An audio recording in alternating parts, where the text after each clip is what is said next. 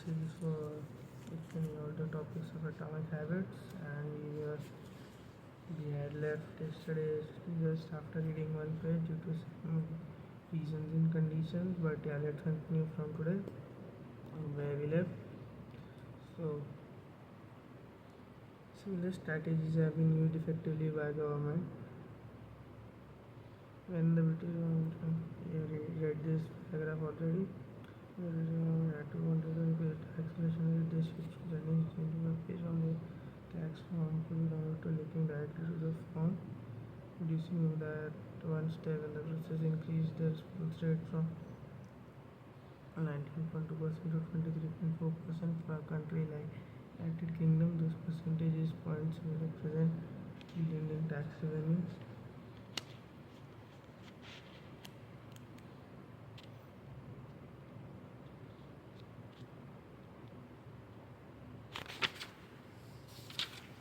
The central idea is to create an environment where doing the right thing is easy as possible.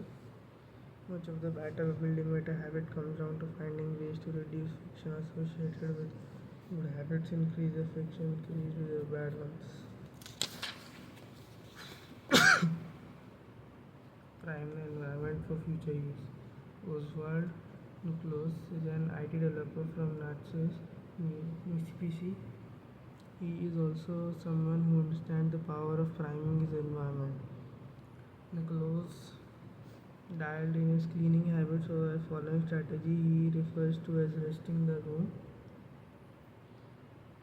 For instance, when he finishes watching television, he places the remote back on the TV stand, arranges the pillow on the couch, and folds the blanket. When he leaves his car, he throws any trash away. When he takes a shower, he wipes down the toilet while the shower is warming up. As the notes, the perfect time to clean the toilet is right before he opens in the shower anyway.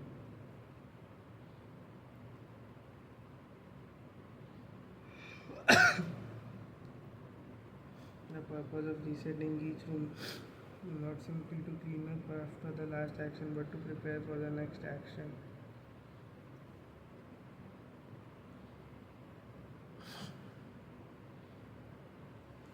When I walk into a room, everything is in its right place. Look at the room. Because I do this every day in every room.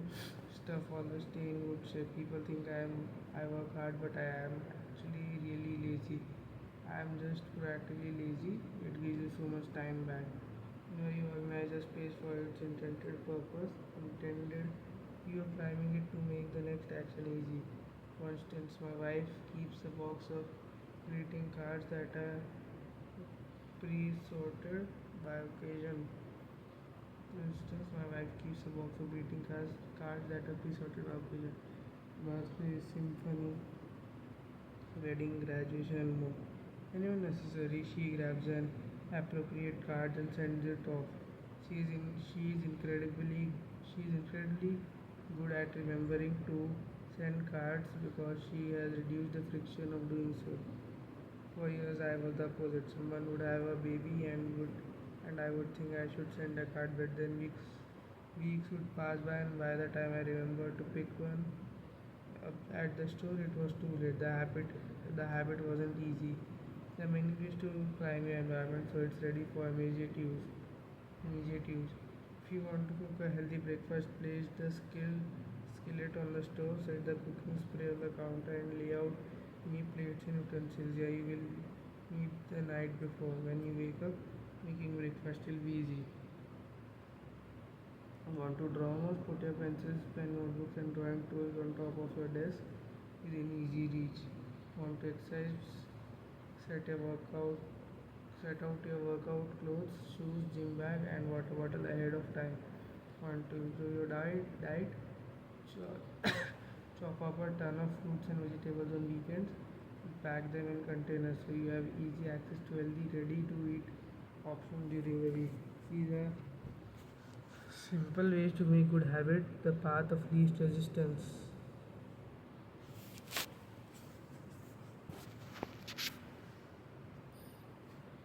You can also invert this principle and prime the environment to make bad behavior difficult. We find ourselves If you find yourself watching too much television, for example, then unplug it after each use and only plug it back even if you can say out loud the name of the show you want to watch.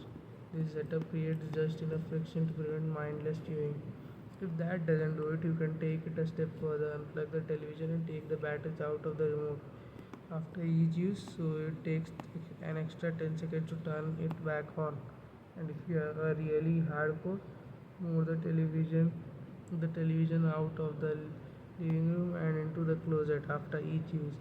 You can be sure you will only take it out when you really want to watch something. The greater friction, the less likely the habit.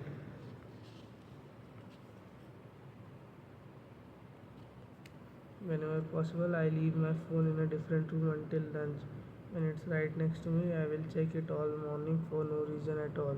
But when it is in another room, I rarely think about it, and the friction is high enough that I won't go get it without a reason. As a result, I get 3 to 4 hours each morning when I can work without interruption. Sticking your phone in another room doesn't seem like enough. Tell a friend or family member to hide it from you for a few hours. Ask a co-worker to keep it at the desk in the morning and give it back to you at lunch. It is remarkable how little friction is required to prevent unwanted behavior. When I hide beer in the back of the fridge where I can't see it, I drink less. When I delete social media apps from my phone, it can be weeks before I download them and log in. These tricks are likely to curb a true addiction, but for many of us, a little bit of friction can be the difference between sticking with a good habit or sliding into a bad one. Imagine the cumulative impact of making dozens of these changes, living in an environment designed to make the good behaviors easier and bad behaviors harder.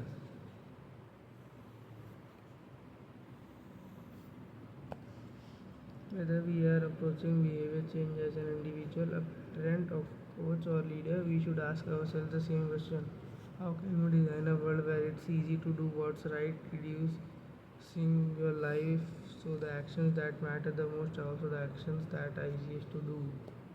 So that's okay, guys. We aim to cut the video for almost 8 minutes. Thank you very much. We'll continue tomorrow. See what to do depending on the situation. So thank you very much.